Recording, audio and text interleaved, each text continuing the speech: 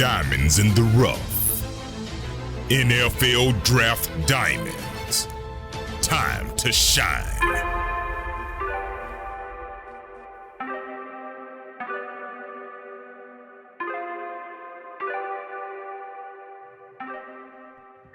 Hi, my name is Jimmy Williams with NFL Draft Diamonds, and we are presented by the Hula Bowl. Today I have with me Jason Poe. He's an offensive lineman at Mercer. How you doing, man? I'm doing pretty good, man. Great, How great. about you? I'm hanging in there, man. It's been crazy, but nice to have you on today. For some people that don't know who you are, catch us up a little bit. Tell me a little bit about your overall history, like where you're from and how you got to where you're at right now. All right, so I'm originally from Fitzgerald, Georgia. I started playing football in probably like 10th, 11th grade. I played guard. I was like 245. And then I got recruited to Hutch at JUCO in Kansas. So I went there for a year. So I was a qualifier, so I could leave and go wherever I wanted. So I just took the first offer that I had, and that was Lenore University with Drew Chronic. And that's where I went in North Carolina. So I started playing guard there again. I was a two-time All-American for the 18 and 19 season. And then after that, I graduated and I went to Mercer University. That's where I'm currently at now. Interesting. So again, you said you're from Georgia, ended up going to Lenore Rhine. I think for some people that don't know, I mean, Lenore Rhine is definitely a great place to go. I mean, there was a certain fellow there that kind of put Lenore Rhine on the map. So definitely nice to see that. And then of course, ended up going to Mercer. I want to say you had followed one of your coaches there, right? Was that kind of the situation? Yes, sir, it was. At first, I was thinking about, hey, should I, go bigger and take out a big offer or something like that? But I just want to be closer to home and just play anywhere I can. Yeah, I mean, and that's fine. I mean, and playing somewhere with someone that like you're somewhat familiar. I mean, that obviously kind of helps that transition a little bit. And talk about like really just the difference like between like going from Lenore Rhine to Mercer. Is there any sort of comparison that you can kind of throw our way? I would say probably the game speed is similar kind of, but it's just better competition all over. So I'm just glad that I came here to Mercer so I can face good people every week. And the conferences, at LR it was like 3 teams probably the best team, and now in the SoCon it's everyone good. You can get beat any given day. So I like that competition. Yeah, man. SoCon is no joke. Got a lot of great talent there. I mean, and obviously Mercer, they're one of these teams. They obviously brought in a new coach, starting to rebuild a little bit more. So a lot of expectations there. Anybody there, like teammate wise, that has helped you in that transition? Anybody there that you want to kind of highlight since you first came into that program? I'll probably say Alvin Ward. He was a transfer also. He transferred from Georgia Southern, plays cat for us, like an outside end or something like that. That's what it's called. So he's a pretty good guy. He's also a musician, so that's my guy. That's all we'll be doing. Gotcha. And throughout your time there, just kind of backtracking a little bit, was there a player there at Lenore Rhine that just kind of impressed you the most? Probably Derek Young. He's a great guy. He's awesome on the field. He's athletic and talented. Yeah, I mean, you got some players there. Obviously that you kind of moved on from there at Lenore Rhine, and obviously eventually getting yourself there at Mercer.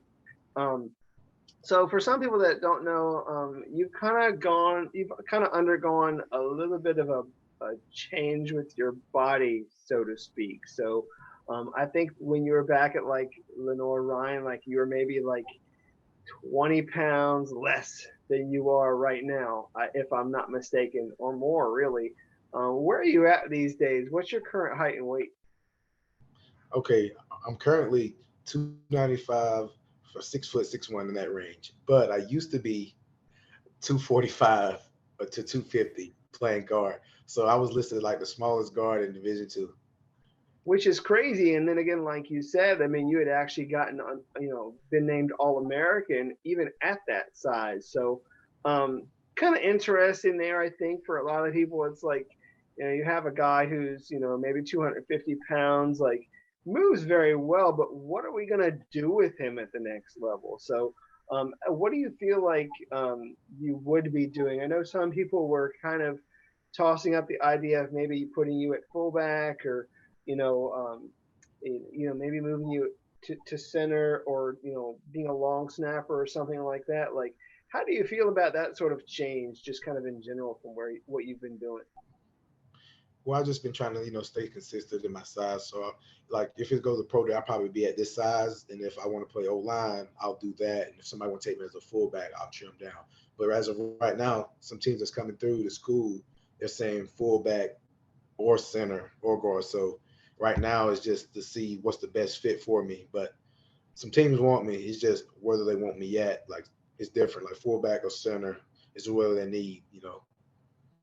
And how are you snapping the ball? Are you still are you practicing that? Is that kind of part of your like regular routine? I mean, if again some people are kind of looking you as a possible center, are you practicing that on a regular basis?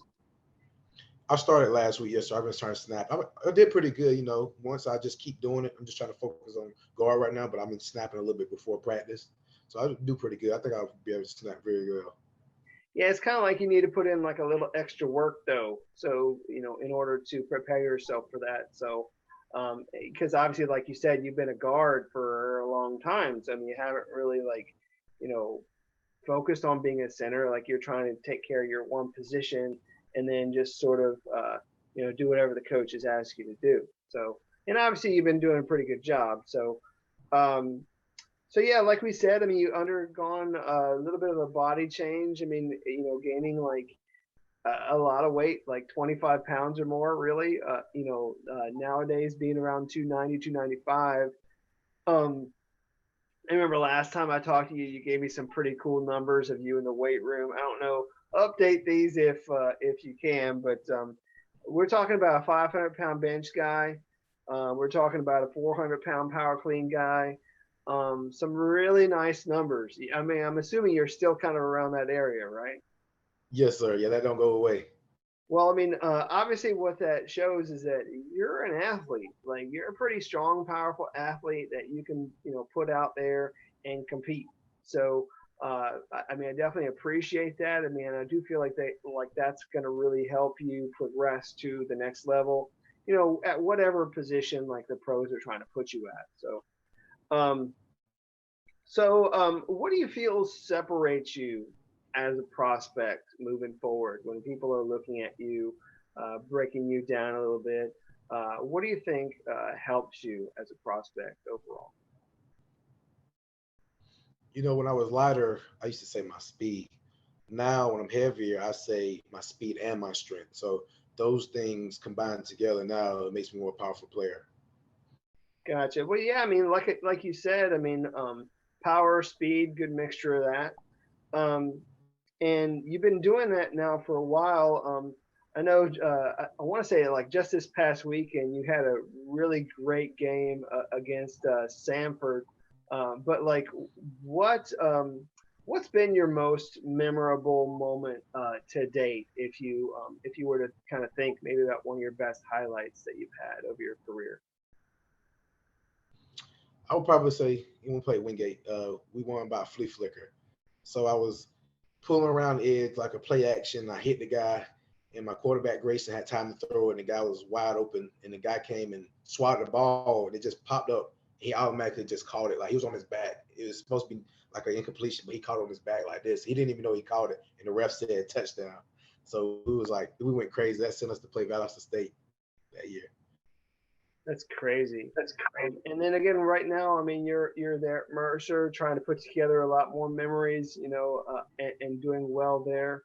Um, One of the questions that I occasionally ask guys is just if you could kind of step back in time a little bit, maybe give your younger self a little bit of advice, like your high school self, like 17, prepare him for like the next 5 years of his life. What sort of advice would you give him? I'll probably stay the same, but I would probably tell him to start football earlier. So I probably would have been I'm a step ahead even more, knowledge, skill wise and my overall techniques. Gotcha. So let's take a second. Let's kind of meet Jason Poe outside of football. Tell me a little bit about yourself, man. I mean, anything interesting, your hobbies, any of your favorites, anything that you want to share with people. What I like to do, man, for my hobbies, man, I like to play Madden. I'm pretty good at Madden. Uh, People say I run the ball a lot, I'm a guard, so I don't worry about pass. I just run over everybody. And I like to lift weights and read books and stuff. So that's what I do on my hobby time. And the thing about me, I'm from Fishkill, Georgia, also, like I mentioned before, but we're home of the wild chickens. So a lot of people don't know that. Yes. What do you mean the wild chickens? Elaborate on that a bit. Like they're wild chickens that walks around, like you can't hit them with anything, like you'll go to jail. Like they're sacred chickens, like they're Oh, colorful. okay. Can't find them. Yeah. So like when I think of that when I think of chicken, I always think of like fried chicken. So uh, what's uh, what's like your favorite place to eat? Like you got like a favorite restaurant that you like to go to, like maybe favorite meal that you have? I like barbecue wings. Of course, man. We got to go that got to go that way. So love it. And again, like we had already mentioned, I mean, a Georgia guy. Tell me a little bit about your hometown. It's a small town, we're a football town, so that's why I like it. So we love football. We surrounded here, they love us, and they really strong about being a family and being tight. So I like that small town environment. It's nothing like home. Nice. And let's just say you do make it to the pros. You get that one big check. Uh, you know, that first one. Like, what would you do with it? Like, what would be the first thing that you would go out and purchase?